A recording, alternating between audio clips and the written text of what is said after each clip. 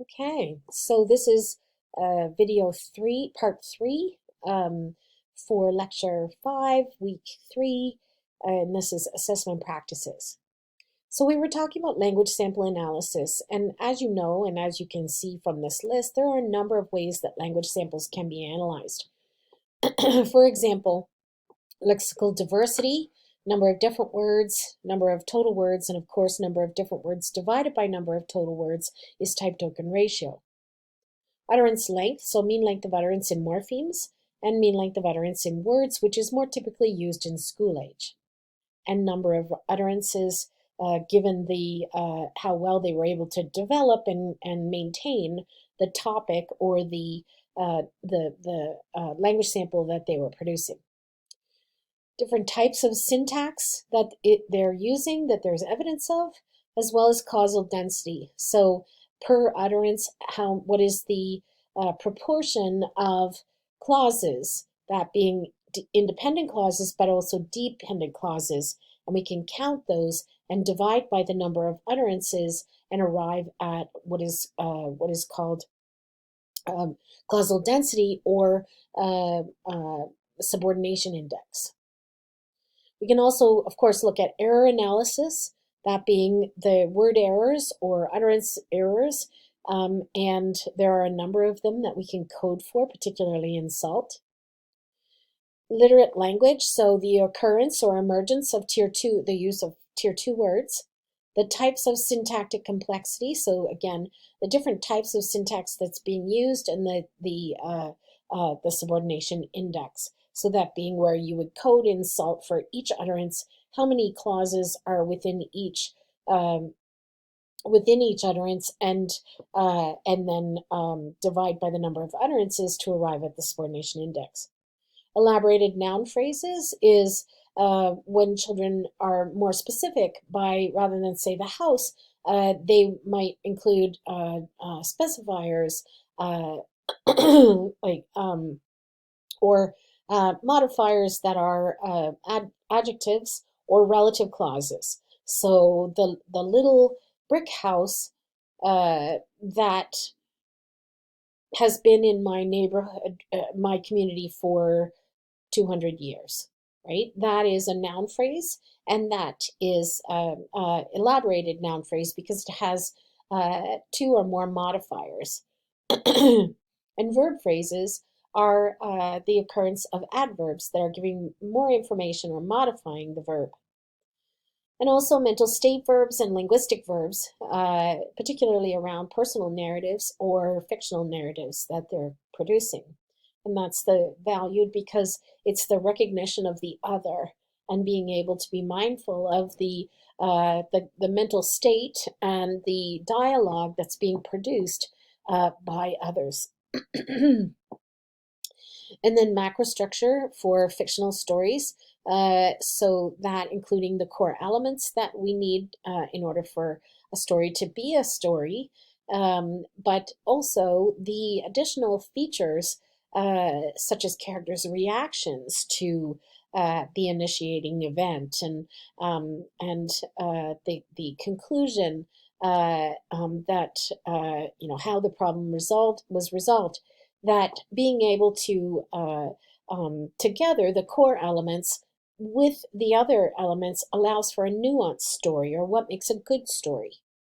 Um, so everything above this are all microstructure issues. This story grammar is a story framework, and it's macrostructure. Inferencing is over and above the bottom-up linguistic elements that we use. It's the levels of abstractness or inferencing that the child is using. So on a 4-level scale, 1 is labeling, so it's very contextualized, very literal, and a 4 is at a much higher level of thinking using inferencing. So drawing causal connections between events. And what we do here is we code every utterance for how abstract it is on this 4-level scale.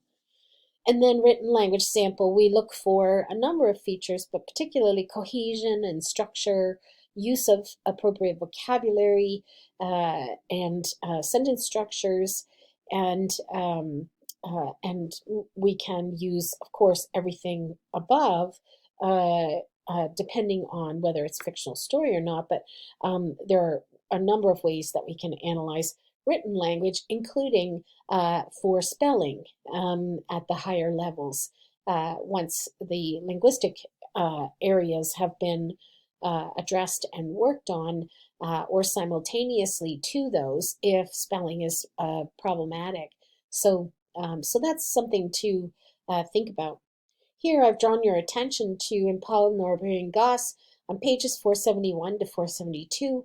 There are some benchmarks for children with typically developing language related to some of these microstructure features that you might want to take a look at.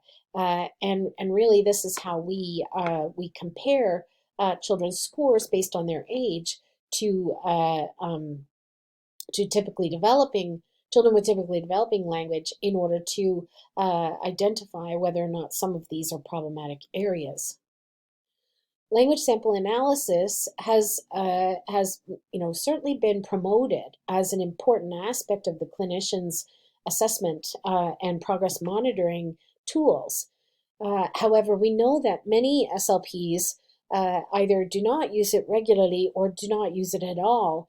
And Heilman, 2010, identified a number of myths that SLPs have talked about that or their perceived reality with the use of language sample analysis, and he's attempted to debunk some of those in terms of newer methods and ways to make language sample analysis more efficient and reliable.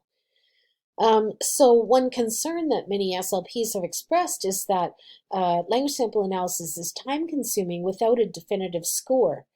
That being, if you consider that list that I provided previously, is that with the exception of macrostructure for story grammar, either through the traditional story grammar route or the narrative scale score, the NSS, otherwise we don't arrive at a single score. And so it's sort of the convergence of lots of different information that identifies targets for from language samples that we can take advantage of. So, but for all of the potential challenges, the benefits outweigh those because it's naturalistic. It can be used with multilingual children, either in their first language or their second language or third. So that it's considered environmentally relevant or ecologically relevant to everyday abilities and functionality in school. And so they're considered quite valuable. And this can include, particularly for school age children, collecting multiple types of discourse can be advantageous. So, for example, reminiscing, telling a personal retell, such as what happened on their birthday party, or expository discourse, so describing a procedure like how to go grocery shopping with mom, or how to play a favorite game. These are expository in nature or information-based discourse because they're providing facts in a reasonable order that the listener or reader can benefit from. And then fictional narrative retell is when a model is provided, either a story that has been told, or a book that has been read, or a movie that has been watched. The children's ability to retell and what they include in their retell. Or it can also be a generation where they're asked to produce a language sample without having a model provided. And that can be a fictional story, such as ENnie, the Edmonton Narrative Norms Instrument, is a good example of a generation, and it has Canadian norms. So if you haven't looked at the ENnie yet, you can type in your browser, you can type in ENNI and narrative, and it will bring you to the NE so you can read about it. And then persuasive argument is something that is used with older school-age children and adolescents, but a much higher level because it's convincing someone to consider your point of view that may be in contrast with their point of view. The example I often give is students petitioning for French fries and gravy in the school cafeteria. That what is their rationale for why the school principal and administration should change their mind and provide French fries and gravy. Um, and then conversational sample enable the clinician to observe the child's knowledge and use of conventional rules such as turn taking, responsiveness and initiation of their turn, conversational repairs, topic development and maintenance, as well as cohesion and use of linguistic devices such as pronouns, ellipsis, and conjunctions to convey their meaning. And then efforts to make language sample analysis more efficient there's some research that shows that Google Speech, Fox et al. Was able to demonstrate that Google Speech is actually provides a better representation of the transcript than by manual transcription. And so that's a potential use of technology to support clinicians' ability to use to do language sample analysis, is to create the transcript using technology.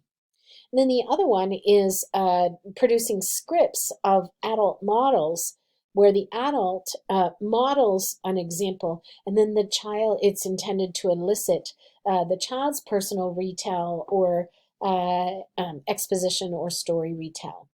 So I'll tell you a bit more about that in a minute. But I'm going to show you some videos, and I want you to consider these questions. How hard would it be to scribe as the child is talking? So some clinicians, depending on the administration, they're not able to record, or they prefer not to, and so they scribe. And so I want you to think about what would be the drawbacks of this. How hard? First of all, how hard would it be as you listen to them talk?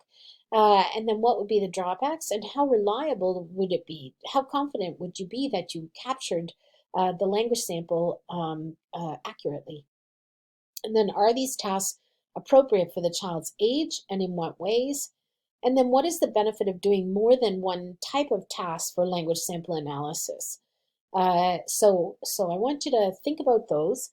So I'm going to stop this video. I'll come back for part 4, and you can, and I'll show you those 4 videos. So I said 5, but there's actually only 4. So I will be right back and show you those. All right, see you soon.